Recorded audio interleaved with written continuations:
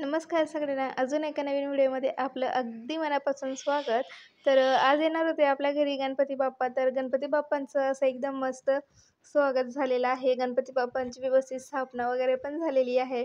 त्यांना व्यवस्थित जशी मला पूजा करायची होती, मांडायची होती तशी पण व्यवस्थित मांडलेली आहे. आणि आपल्या चॅनलवर अजून जर का कोणी नवीन आलं असेल तर त्यांनी प्लीज सबस्क्राईब करायला विसरू नका आणि बेल आयकन देखील प्रेस करा, जेणेकरून असे नवीन नवीन व्हिडिओ तुमच्याकडे येत राहतील. तर चल आता व्हिडिओला स्टार्ट करूया. तर आज बनवत आहे मी गणपती बाप्पांचे जे आवडीचे आहेत ते म्हणजे मोदक. तर मोदक म्हणजे मी असं उकडीचे मोदक वगैरे नाही करत आहे. तर असं सिंपलच मोदक करत आहे. म्हणजे आपण खोबऱ्याचं किस किसून घेतलेलं आहे, त्यामध्ये मी गूळ घातलेला आहे. आपण साखर घालतो जनरली, पण गणपती बाप्पांना असं म्हणतात की गूळ खोबरं जास्त आवडतं. त्यासाठी मग गुळाचे करणार आहे आज. तर आज गूळ खोबऱ्याचे मोदक स्पेशल आहेत. कारण जनरली आपण जेव्हा उकडीचे मोदक करतो तेव्हाच गूळ खोबरं मिक्स करतो. असं सहसा करून जास्त साखर आणि खोबऱ्याचेच मोदक करतात. किंवा मग डायरेक्ट असं पुरणाचे वगैरे पण तुम्ही ऐकले असतील कधी, की पुरणाचे पण मोदक करतात असं. पण ते काही एवढे आवडत नाही मला. हे छान लागतात आणि गणपती बाप्पांचे पण आवडीचे आहेत म्हटल्यावर मग काही प्रश्नच नाही. तेच करायला पाहिजे जे गणपती बाप्पांना आवडतात. तर त्याचं असं आपलं अंगठ्याच्या बाजूचं जे बोट असतं ना, ते असं मधल्या साईडला ठेवलेलं आहे आणि अंगठा आणि जे मधलं बोट असतं ना, ते असं प्रेस करून अशी मी त्यात फोल्डिंग करत आलेली आहे. सगळे पूर्ण जेवढी आपण चपातीसारखं लाटलेलं होतं छोटी, तसं ते व्यवस्थित अशा प्लेट करून घेतले त्याच्या आणि ते आता एका साईडने अशा दाबून घेत आहे. जेवढं तुम्हाला जास्त सारण भरता येईल ना, तेवढं जास्त सारण भरा. कारण जेवढं आपण त्यात सारण भरतो ना, तेवढी मोदक एकदम छान लागतो आणि टेस्ट पण छान येते. तर जास्त सारण भरल्याने मोदक पण एकदम छान लागतो.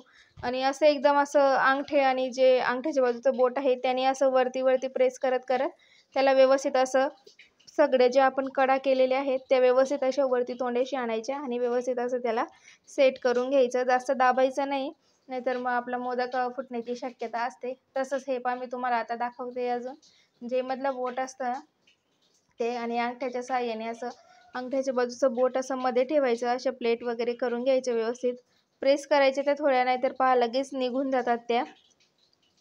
कारण आपली कणिकचे बनवत आहोत आपण. उकडीचे मोदक जर करायले तर ती लगेच सेट होऊन जाते. कारण गरम गरममध्ये आपण बनवतो, म्हणजे कोमट कोमट असतात तेव्हाच. तर त्यांना जास्त सेट व्हायला टाईम नाही लागत. पण आपण जेव्हा असे गव्हाचे बनवतो ना, तेव्हा त्यांना सेट व्हायला थोडा टाईम लागतो. त्यासाठी हे पहा आता माझे व्यवस्थित आता असे मोदक तयार झालेले आहेत. एकदम छान लागतात आणि चव पण एकदम खूप अप्रतिम येते यांची. साखरच्या मोदकांपेक्षा यांची चव एकदम छान असते.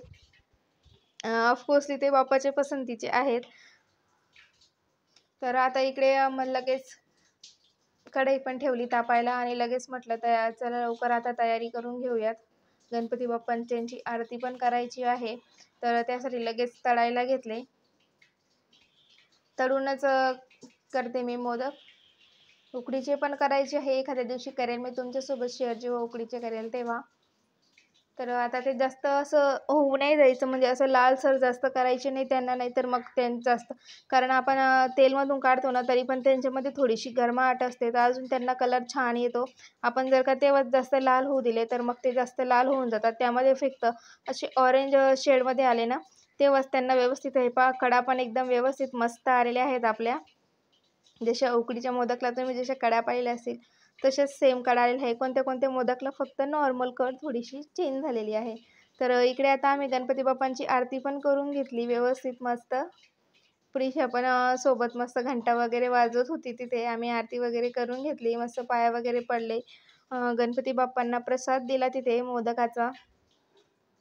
तर असा होता आज आमचा गणपती बाप्पांचा येण्याच्या दिवशीचा दिवस. कसा वाटला तुम्हाला व्हिडिओ ते पण मला कमेंट करून नक्की सांगा. आणि आमची गणपतीची मूर्ती पण कशी वाटली तुम्हाला, माझी पूजेची मांडणी कशी आहे ते पण मला कमेंट करून तुम्ही नक्की सांगा. चला भेटू आता नेक्स्ट व्हिडिओमध्ये.